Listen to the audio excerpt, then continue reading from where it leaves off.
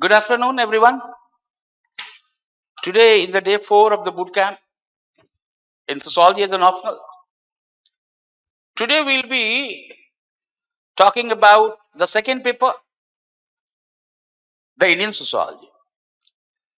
If you remember in the very first day when I was talking about, I said that most of the time while preparing the syllabus or looking sociology as an optional in civils, we've only covered the topics which have been there. What we basically need to know in the last 3 days, I talked about how to approach the part A, part B, and part C. Last class, the last boot camp on which we talked about the social structure and institutions, I just basically made you understand that whatever the units which you are picking up from the past paper, you need to talk about or bring about the topics which are very similar in the second paper. So right from the unit 5 to 10, almost all the units, major units of the second paper of Indian sociology, they were combined, and we tried to understand not only the convergence but also the divergence kind of perspective.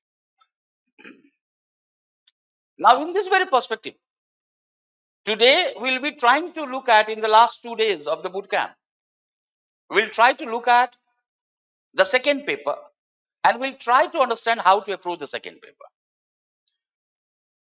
In the last 3 days of the boot camp, I have been saying about that when we look at the Indian sociology, academically, if I'm talking about 1919, from the Bombay University, where the Department of Sociology opened up, and the academic journey of sociology that has started emerging out. Even if we look at approach Indian sociology from there, give 10 or 15 minutes to understand that how the departments came out and with what kind of focus they came out, so that the growth of Indian sociology could be understood. However, let me make it very clear to you that when we are talking about any society, irrespective of the Western society, Indian society, any society, wherever there is a society, there is sociology. There is a scope of sociology. The only thing that may differ, that with the emergence of the sociology as a discipline, sociology as an academic discipline, the perspectives through which the sociologists try to view the social phenomena may have its different understanding, may have its different analysis. But wherever the society is there, the certain social explanations have always been there. You need to understand that. I don't know how we will be taking this line of mine, which I have been saying it. That second paper, sociology works like a mathematics. And why do I say mathematics? Because invariably, when we are looking at the marks of the toppers, you find their marks in the second paper has always been very good. And if they have been very comfortable with the thinkers in the first paper, equally their marks in the first paper has always been good. But there is a rider, there is a paradox. Paradox in the sense that sometimes when you have not fetched marks, I have seen certain people, certain students coming to me, and every day, every year they're coming to me with their marks. I find that they have done poorly in a second paper. It means somewhere what sociology second paper required, they have not understood it. So let me broadly give you 4 points so that you can approach Indian sociology.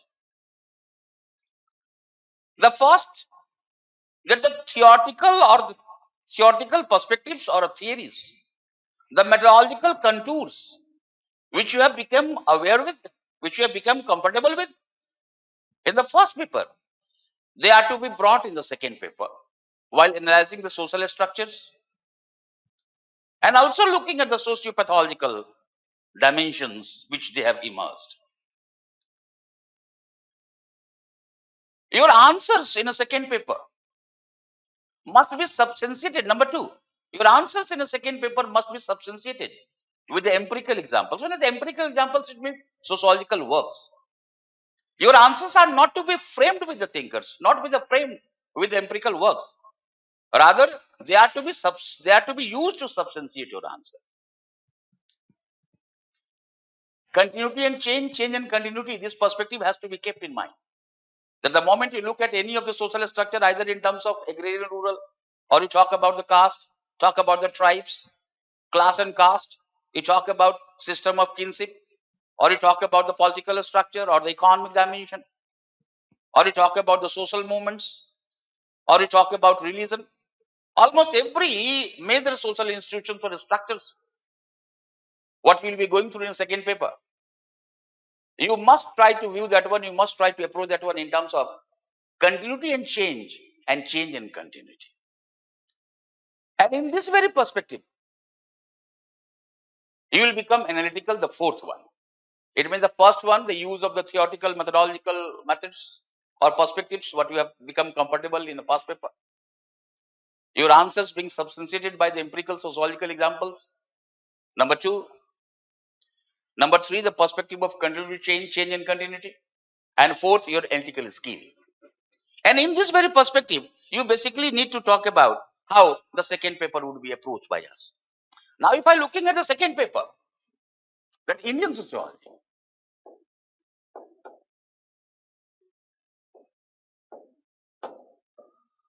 all right, divide it in three parts, like we have done in the first part. Like here, part A is growth and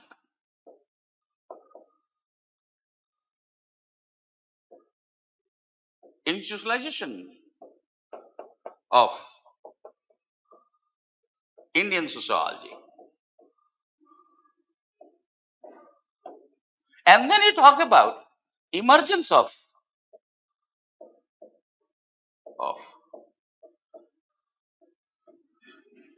theoretical models. Once you have done this one, then you will be coming to the part B. And this part B is basically social structure.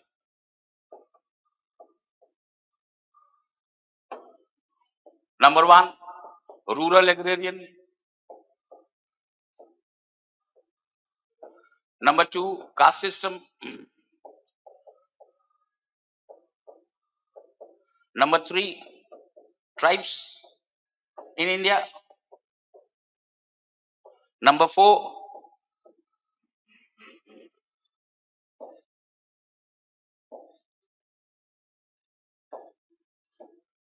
classes in India. Number five, system of kinship. And number six, religion in India.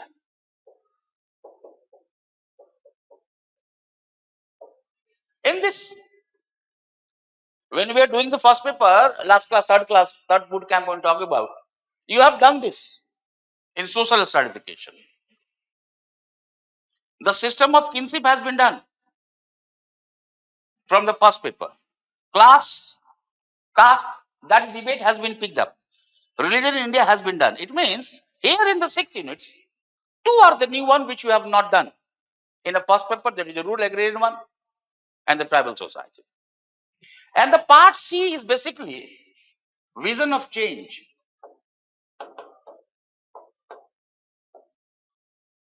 It means we will be focusing on transformation and paradoxes or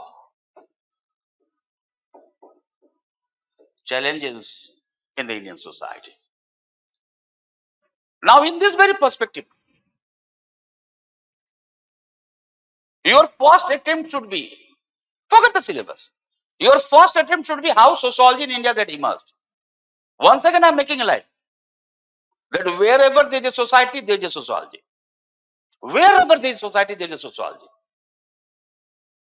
True That I, as a sociologist, when I'll be looking at any social phenomena, any social happening, my explanation may be different from what the common man is attributing it to.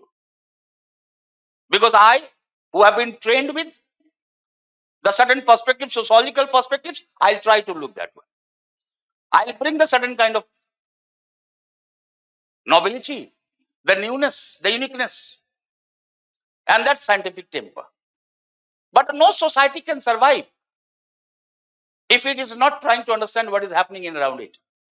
That's why I say that when you talk about sociology, sociology should not be restricted to any soil, should not be restricted to any time. That a time scale has to be understood. When we started talking about sociology as a discipline, true that academically sociology as a discipline emerged in Western Europe, whose foundation was laid down by the French scholar Auguste Comte. Methodological perspective was provided by Emile Durkheim. Sociology that was baptized by Auguste Comte got the first theoretical models through Herbert Spencer and the rest of the scholars from Marx, Weber, and others we have talked about. Fine.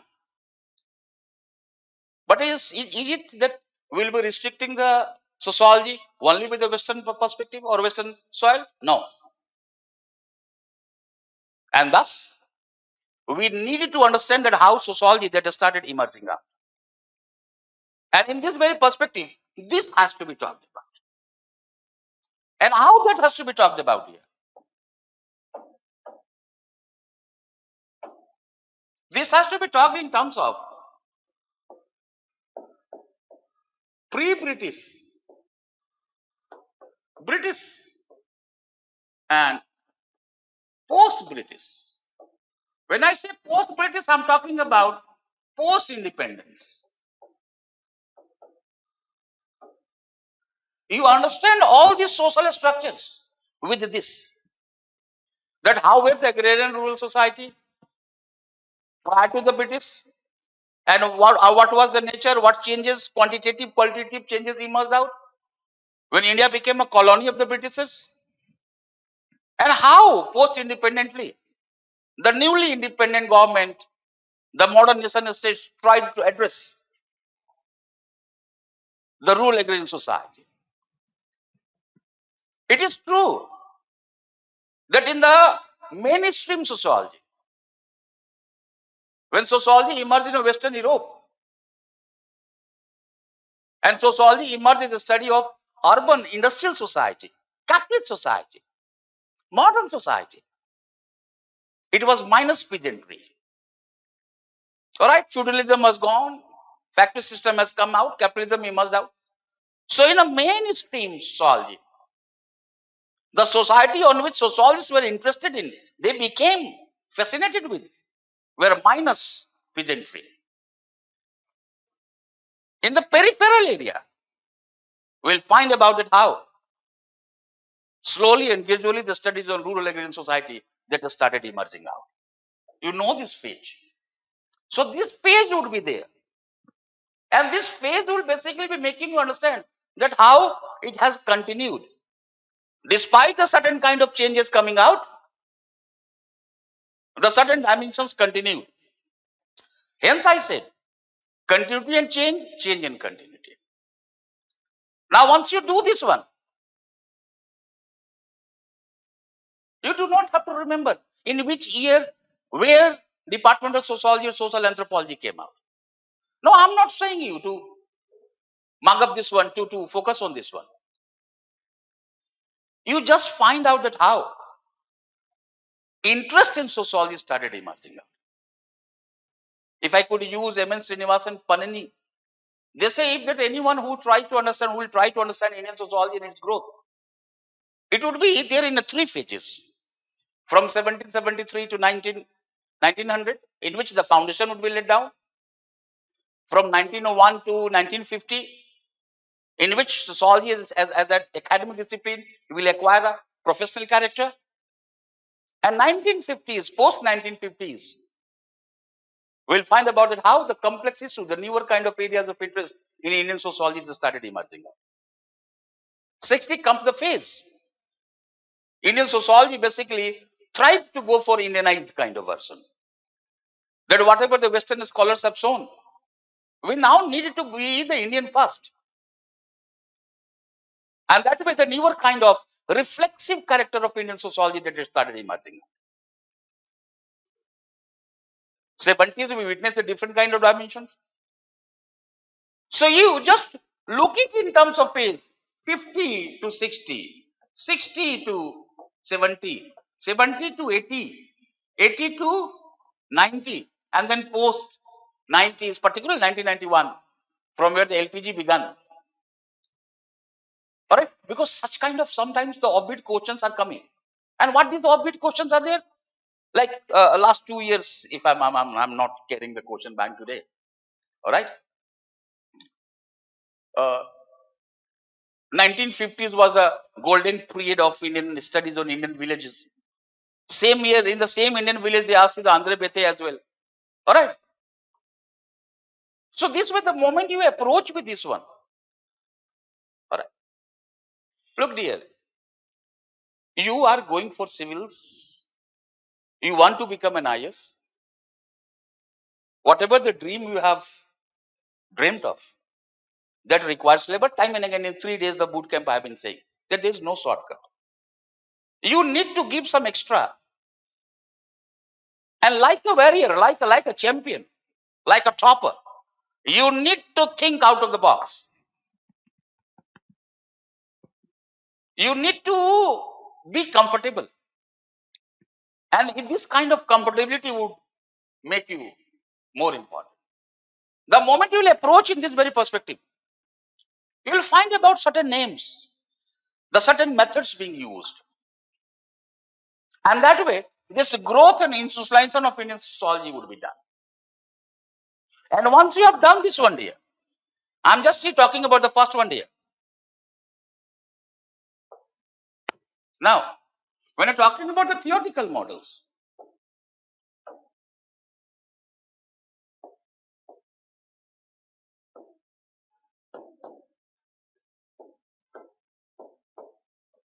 remember 6. Do you remember earlier I said that Indian sociology seems to be as rich as the Western sociologies? Yes, I do agree. 1838 in France, from where the sociology emerged, 1919, there is a long gap, long decadal gap, lag. But despite this, the certain theoretical models, the specific theoretical models started emerging out. For example, the first one you will have to talk about is Interlinking. Your syllabus begins from here. And almost, even today, I don't know, we only talk about G.S. Gure because that is written over there. You just try to know who the first scholars are. Indian society has not been a tabula rasa, that is a blank slate, that you come and write everything. Now, the pattern of writing has changed. Works have been done prior to the Britishers as well. It's changed when the British made India a colony, and that very character changed when we got independence. When the new young nation was born, with its own aspirations, with its own paradoxes, certainly we'll be finding about this. So the Oriental to the British tradition of sociology, and from 50s we started witnessing the impact of other traditions like American traditions, later on the French traditions, and a certain specificity of Indian sociology that has started emerging out. So earlier scholars were more fascinated toward the Interlinking one. And Interlinking is all about in 2 lines, which I say. Sometimes you write it is all about India. No. Interlinking approach could be used in any society. When in the explanation of society, understanding of society and social institutions, we use the ancient texts. And the linguistic studies of the culture, the ideological approach may begin. It means when the focus is there on the ancient history, language, epics, religious manuscripts, sacred texts, in the understanding of society and social institutions, ideological approach will come out. Right from the Asiatic societies of Bengal and others, William Jones, we find about how Max Muller, they will be focusing on the ideological approach. And it is not so that Indian society has not attracted the great names. Like if we're talking about Asiatic mode of society, when you're talking about the Marx, so Marx and Engels were attracted to the Asiatic mode of society. Weber in terms of Protestant ethics and the spirit of capitalism, when we went for the comparative studies of religions of the world, then Hinduism has attracted him. Charles Metcalfe, Henry Maine. And Henry Maine has basically tried to look at Indian society through the legal system, joint family, co-parsonary law, such kind of words will be coming out in a joint family. I have told you earlier. In the Indian village is a little republic, self-made republic, some kind of portions are coming to you from the Charles Metcalfe. Look it from that very perspective. It means the uniqueness of Indian society and culture has attracted the eyes of many. And thus the first theoretical perspective that is emerging out is ideological. And from here, second one is a structuralist or a structuralism. All right. Louis Dumas and others.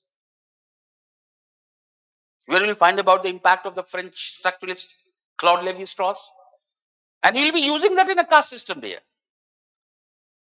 So in the caste system, when you look at the perspectives on the study of caste system, you find certain names. One name is Louis Dumas. Louis Dumas combines Hegel's idea and binary opposition of Claude Lévi-Strauss. So he brings the modern structuralism. Binary opposition means when I say this is black, it means you are aware of what white is. Thus he tries to look at the caste system as an idea and more precisely in terms of pure and impure. This is the clarity which you need. Do not mug up. Just try to go deep into hierarchy versus stratification. Raise the debate between Dumas versus Bethe, Andre Bethe. So this is the second perspective. This is the second theoretical perspective. Third one is a structural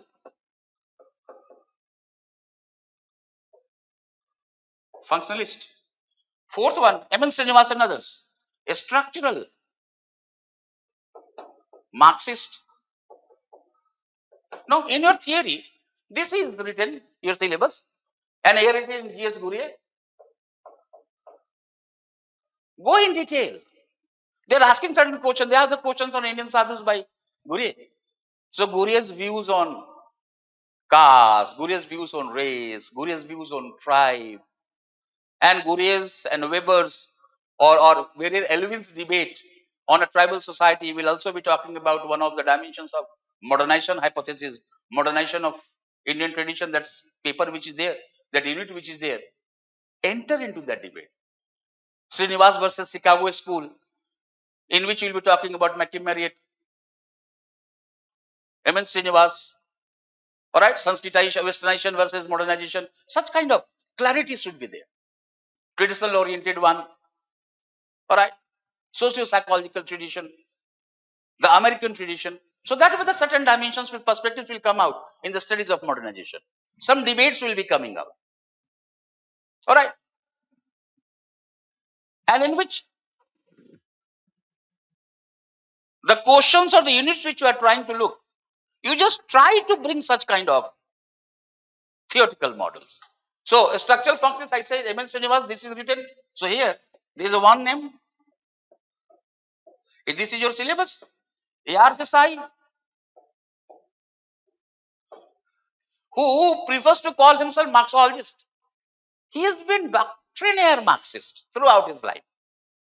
So how he will be using the historical materialism, how he will be using the dialectical method of Marx in the understanding of Indian society. And one of the very famous book of Desai, A.R. Desai, is a social background of Indian nationalism. It's a second. Part A, Unit 2. Alright. So you get the questions on Marxist perspective of nationalism, Desai's perspective of nationalism. But no, you just pick up. There's one issue, that is nationalism. How nationalism has been perceived as a process in which A.R. Desai's account is one perspective. You need to understand in a holistic one. Raise the paradoxes, raise the controversies, raise the new challenges. If you are looking at the contemporary scenario, either in terms of regionalism or supra nationalist perspectives, or in terms of fundamentalism or communalism, all right, we are finding about how the Indian nation is struggling with certain kind of issues. Raise these issues, all right, local versus national.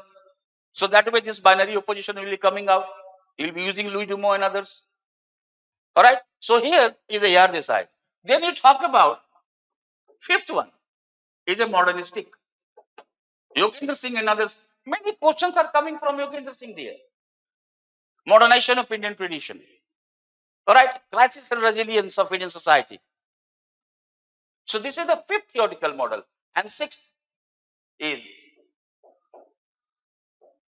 subaltern. Looking history from below, Ranjit Guha. All right. Sometimes you find the questions, even you have got this question in GS on a caste perspective, that the difference between Gandhiji and Dr. Ambedkar. All right. Dr. Ambedkar has brought the subaltern perspective. All right. And in that very perspective, you're finding about the debates. Look, you cannot ignore history. All right. History is a treasure of information. That's why I say that these theoretical models, when you have gone through, according to the nature, according to the unit, you try to bring such kind of perspective. When you talk about the change, you will be finding about it, how the change has been understood. How we have moved from the book view to the field view. How we have moved from the textual to contextual view. All right. And that way these units are to be used. So these 6 theoretical units should be known to you. And once you have done it, you will be doing G.S. Ghurye here, you will be doing M.N. Srinivas, you will be doing A.R. Desai. All right. A structural functionalism, you have become aware of, I told you, that the moment you read it, Emile Durkheim, or you talk about Talcott Parsons, or you talk about Merton, the very tenets of a structural functionalism would be known to you. And then you also need to look at the background. Ghurye, during the days of Cambridge, will witness the impact of W.H.R. Rivers, one of the very famous exponent of British diffusionism. And that traces of diffusionism could be found on Ghurye. When he talks about the caste, when he talks about the Gotra. All right. So W.H.R. Rivers had under whom he was trained. When Srinivas Sahib went to Cambridge, he was basically trained by A.R. Radcliffe Brown, Sir E. Vance Pritchard. And that time, the structural functionalism, British structural functionalism was at the most prominent way of explaining the society, approaching the society. Since he was trained by the structural functionalist perspective, he brought it, used that in Indian society. So look at the tenets. Do not approach. You just try to know what is Indology, what is the structural functionalism, what is Marxism, that you know it. Now once you have known it, how it has been used by whom.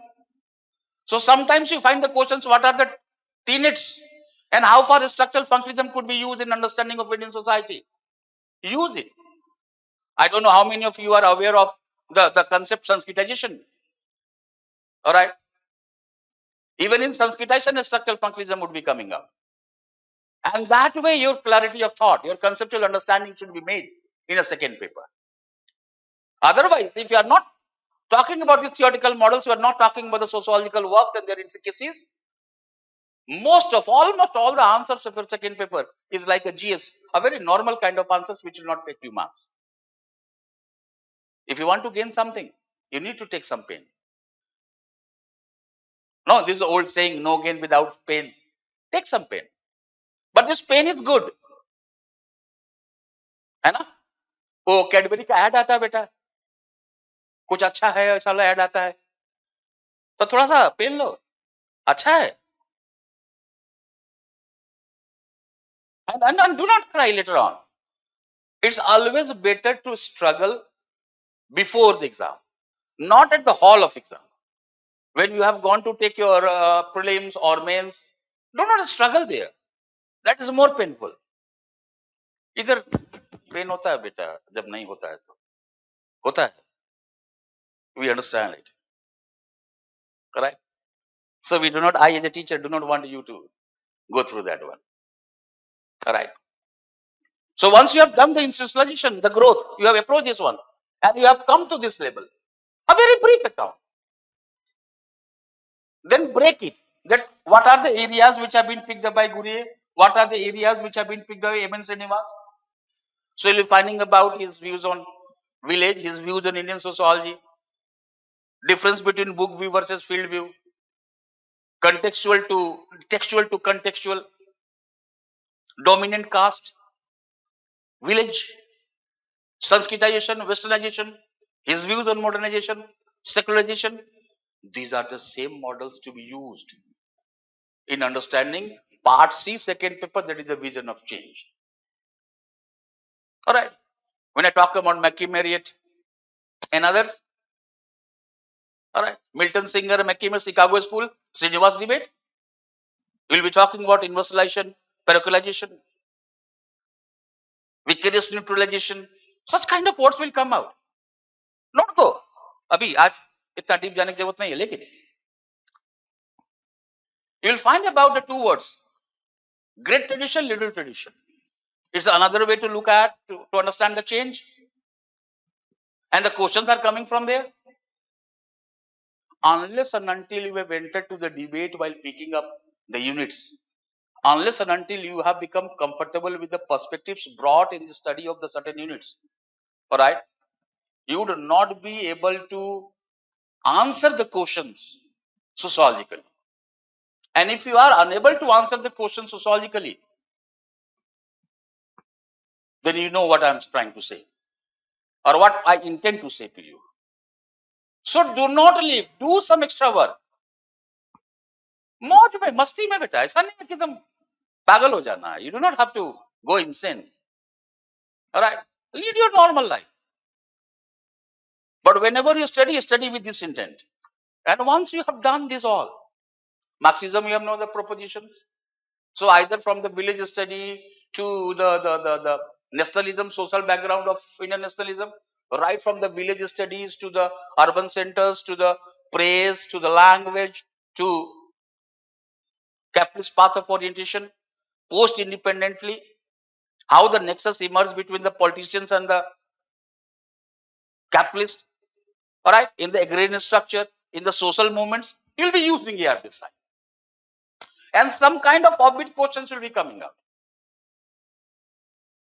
So this is the one that we'll have to talk about. And in all this, you basically need to talk about the certain sociological works. One or two, I'm not saying. You know, I don't know if any one of you who have been taking sociology or has taken sociology, read sociology. All right. I've always said that approaching second paper is more difficult than first paper. Why? Because in the first paper, we were talking about marks, we were only talking about marks. But the moment we're talking about a caste, for example, in second paper caste, there are so many scholars who have approached caste. Open up this. They are asking the questions like attributional approach. Isn't it? Such kind of questions are coming. And if such kind of questions are coming, then you need to understand it. You will not be preparing these units once you have taken your mains and you have done poorly, very poor. And then you realize, नहीं ऐसा इस question को भी कर लेता हूँ. And if the next time they ask some other question, then so when you do it holistically.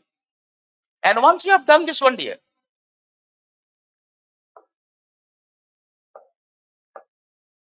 Then go with the social structure. Pick up the first rule, agrarian one. You'll find about the impact of the colonial rule. All right. So you first try to know how the studies on rural agrarian began, and then you just try to know what is peasantry, how peasantry was studied during the British time, colonial times, how its orientation changed when we got independence, and what are the issues which we are studying today. Go through this. Do the village studies phase wise, sociological works, right from British to post British, and what we are studying today, what are the issues which we are concerned with. The nature may be social, the nature may be cultural, the nature may be political, the nature may be economic. You just try to understand that one. Bring the perspectives. So they are asking the questions on Srinivas Saab, they are asking the questions on S.T. Dubey Saab, they are asking the questions on Andhra Bete Saab. They are asking the questions in terms of Charles Metcalfe, Henry Main perspectives. Approach it. Look it from their perspective. F.G. Bailey would be coming out. So you look at this phase wise. Otherwise, you will be having only piece of he said so, he said so, he said. No, that will be too difficult to write, to frame your answers. Look at what perspective they have brought and why this perspective has been brought. You would feel comfortable. You would be getting more words to write. The need disposition of the questions could be done. So from pre-British to post-British, phase-wise, you just work on after peasantry, the village studies. Then you just, if I am looking at the syllabus, if I don't know any one of you sitting with the syllabus or not. Land reforms, still it is going on. Land tenure system will be starting from the earlier. So go through the historical perspectives. All right. Mansabdari, Todarmala and others will be talking about Cholas and others. Harsa's time we will finding about the land grant system, but a brief history.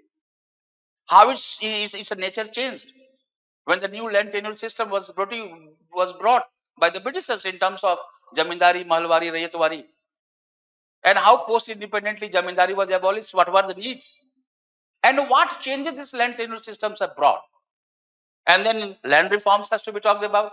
Look at the certain works of the land reforms. Look at the phases of the land reforms. All right. But do not stop there. There are many units of the social structure, part B, which are completely related with the part C.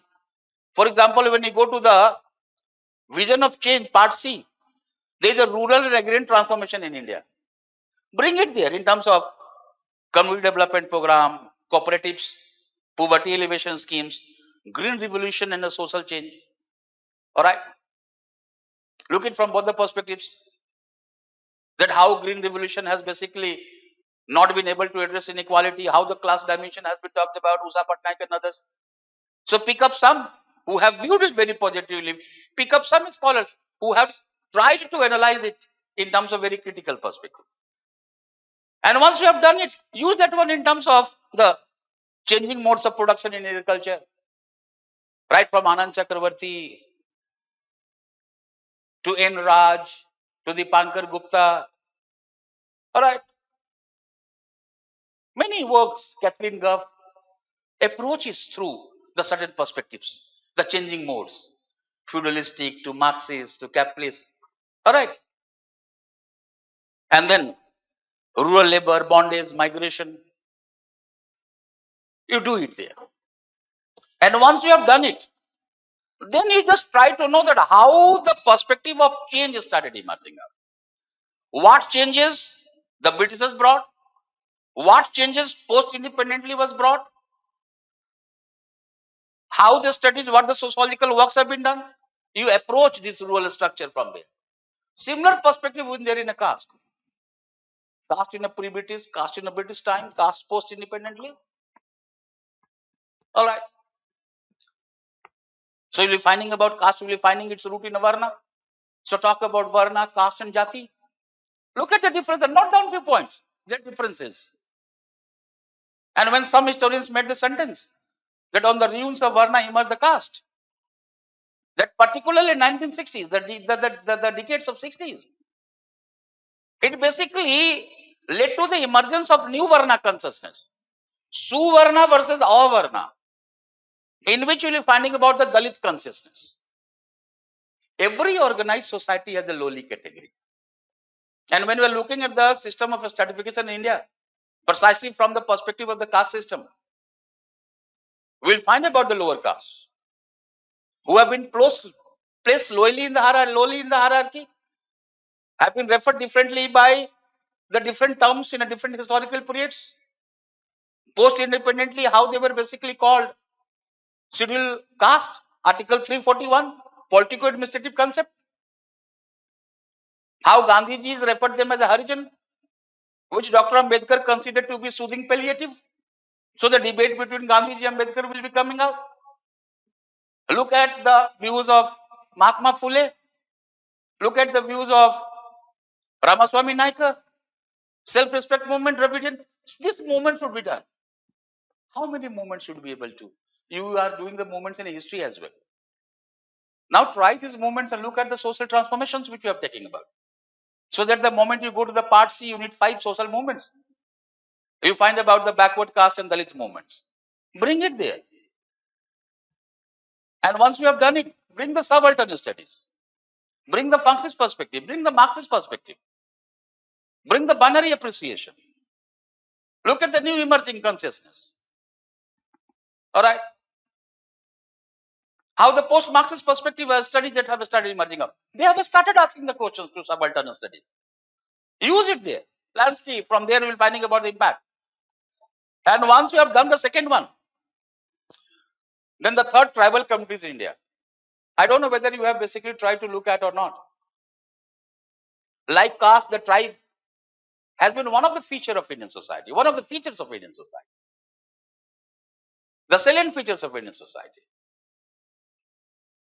But look at the syllabus. Try to look at the syllabus. It begins with definitional problems. It means how to define who the tribes are. That has led to a problem. That has led to a debate. At one hand is sociological, anthropological, social anthropology. These are the two subjects which claim to represent the tribal society. How they view the tribes. And the another one debate, the part is constitutional, politico-constitutional one. In which Article 366, Clause 25, Article 342. And more or less, sometimes when I say that the concept of scheduled caste and scheduled tribe is politico-administrative in nature in India, you need to debate that one, that how this has been there. The debate is not only there how to define tribes. The debate is also there what are the numbers of the tribals.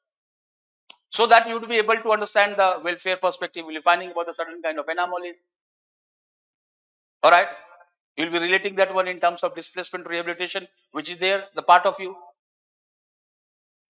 Certain environmental concerns, certain ethnic identities, relate it, think of, anticipate it. So once you begin with the definitional problems, then there is a geographical spread. Talk about BS Guha. North, northeast, central, eastern. Alright, you find about the southern, the Andaman Islands, the island regions. Alright. Remember it. You have done the geography. Your geography is fine. Remember the stretches from where to where, what separates them, who are the major tribes. You would not be able to remember all the tribes. Few major names. Pick up the map on which you practice. Take the map. And I'm not talking to pick the map for geography. I'm saying pick the map. Bring it, root it down. Tribal spread in India. Divide that in zones according to BS Guha and talk about this one. So that way you would be able to recall back. Your reflexive mind will talk about when the moment you look at the questions, you will be able to, oh, this is the question. Write down few of the, in all the zones, write down few names, few important names of the tribes. All right. And then it is there. Colonial policies, tribes, issues of integration and autonomy. All right. Look it through the approaches. Isolation or segregation. So you talk about the policy of segregation, isolation. Very Elwin. All right. Noble savages who call tribal the noble savages. And he said they should be kept as they are. All right. For which he was criticized by the anthropologists in terms of museification or Jewification. A.B. Thakkar, one of the associates of Gandhiji, Bappa Thakkar, and more precisely G.S. Gure. All right. So Gure versus Elwin is one of the dimensions, areas on which the debate on modernity hypothesis in India began. That how to approach tribals. All right. And then post-independently, all these constitution makers wanted to integrate the tribals without undermining their autonomy, their culture, traditions. Thus, they were scheduled. Look at, they have the question in GS, why tribes in India are called scheduled tribe? What are the constitutional measures? Right. So that way you look at. So our policy of isolation and segregation. What was the impact of the Britishers? What was the approach of Britishers? And then how this policy of isolation and segregation was basically put to criticism in terms of policy of assimilation. How assimilation policies derailed, what challenges is brought, and then ultimately the policy of integration will come out, in which you need to talk about Pandit Nehru's Panchsheel policies. And out of these all 5 Panchsheel policies, you try to look at that where the things have gone wrong. Let them grow in their own genius. All right. We must respect their right on land and forest. You are getting the areas, you are getting the problems of the tribals. All right. So some problems will be social, some will be political, some problems would be there in terms of integration. So they are asking you the issues of integration and autonomy. Look at Northeast, look at the southern tribes, look it from the Jharkhand and others. So that would be there. You will be going through that one in ethnic movements. You need to relate it. The tribals will be part of this one. Approach this one in this very perspective. Look at the certain government policies. All right. Very Relevance Committee, if you're finding about the Tribal Development Block, TDBs, Renuka Ray. All right. UN Endeavor Committee, LP Vidyarthi, TSP, Tribal Subplan. Today we are getting the questions on PBTG. Go through this. Prepare this kind of list in an index paper. Only index paper. Language, I have always said language is yours. And once we have done what are the policies, programs, what are the approaches, how constitution has tried to address them all, and the certain kind of transformation which we are talking about, I'll be talking tomorrow. Because that is the part of, that is the heading of tomorrow's bootcamp. So the 2 areas, apart from caste we have done in stratification. The 2 prominent social structures we will be going, which you have not done in a first paper, rural agrarian and the tribal communities. And then you are talking about the social classes in India. So once you are talking about agrarian, you are talking about agrarian class structure. All right. Middle class, certain questions are always there. The new middle class, the questions are there. These questions have started coming in terms of tier 2 cities and emerging middle class, new consumerism in a GS. Minus sociological thinkers, minus the theoretical models, the data which you have become comfortable with, the data which you are know, they could be used to write in. And that way your marks in a first paper, GS would also be improving. 9 or 10 questions are coming out of 20, 9 or 10 questions are coming from Indian society. And your comfortability, your ethical mindset in approaching the Indian sociology, that is the Indian society, will certainly be providing you an edge over others. But when you talk about classes in India, do talk about, last class I was talking about that you need to talk about the theoretical models. And what the theoretical models would be? A structuralist, Louis Dumont.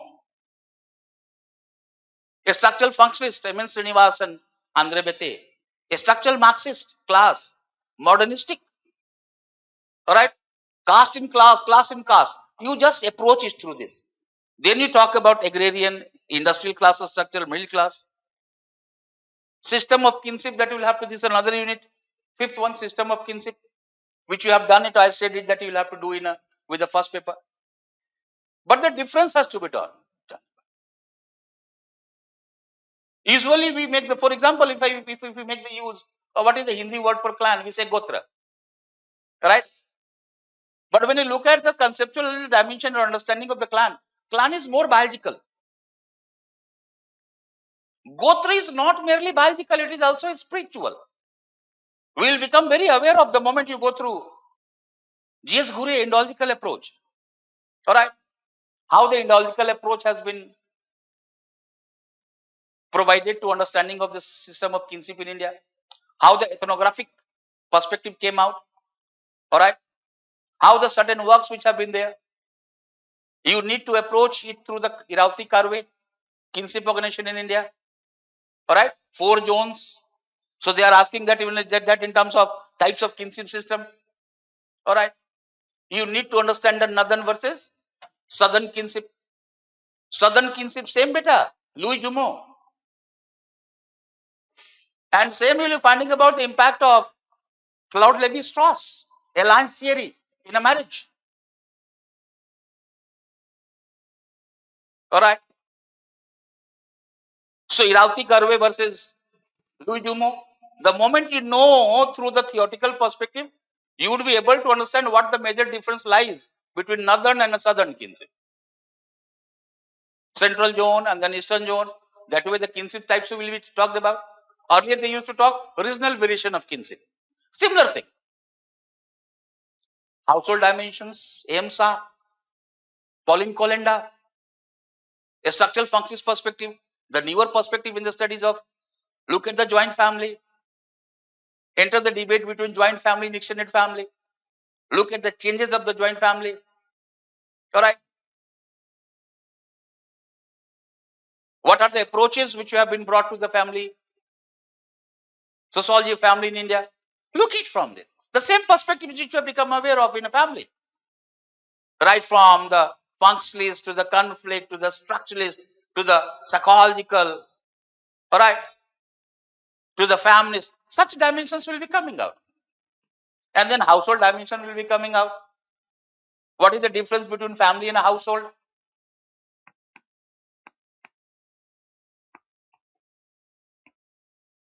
Alright. So AMSA's perspective, household dimension of family in India, that kind of analysis will be coming out. And once you have done this one, then you have patriarchy, entitlement, sexual division of labor. Few works, few Indian works. But for this, you also need to relate it with the women movement in India, which is there in your syllabus.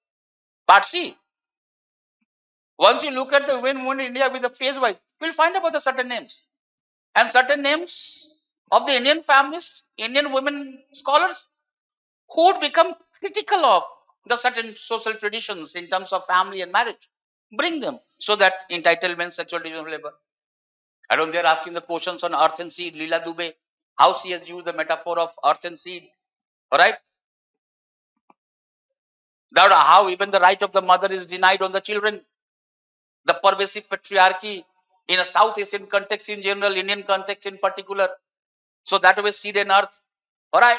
So that way nature versus culture kind of debate, the moment you look in feminism, you will be understanding the context of Leela Dubey and why she is using the metaphor of seed and earth. Such kind of questions will come to you in terms of patriarchy. They are not offbeat questions. Alright? And the religion in India, religious communities in India, problems religious minorities. Minority, alright? Minority has come from the Latin word minor with the suffix et, which means the smaller one in the component of 2.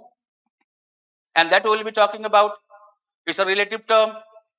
One who is a minority in a one area, one context may become the majority in other context. So look at what are the government approaches to uplift the conditions of the minorities. What are the new kind of programs and policies coming out? Alright. Hinduism, Jainism, Sikhism, Buddhism. I'm not saying go to the theological perspective. Try to find out Read, just give one reading. So the nature in terms of monism, pluralism, such kind of things, the polytheism which you are talking about will be coming to you.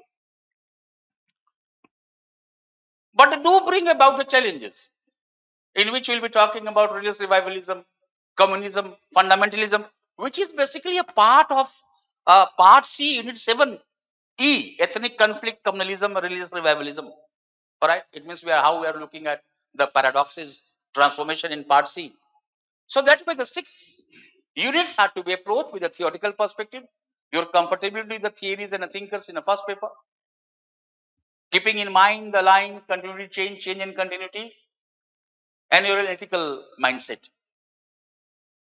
I'll be picking up these all units tomorrow, because tomorrow we'll be talking about transformation. We'll be talking about the vision of change. So tomorrow from 2 to the moment we will begin the session, the last session, we will not only be talking about the Indian society, we will conclude Indian society. We'll be just trying to recall back what we have done in the last 5 days. All right. I have already given you the number. If anyone has a problem, anyone wants to know something, just pass on the message so that we can talk about. WhatsApp me. All right. You can contact the office. All right. And thank you for being in such a large number. All right. And being regular. So come, and then tomorrow we'll be concluding that one. That is the 5th day we'll be talking about. Thank you. All the best, dear.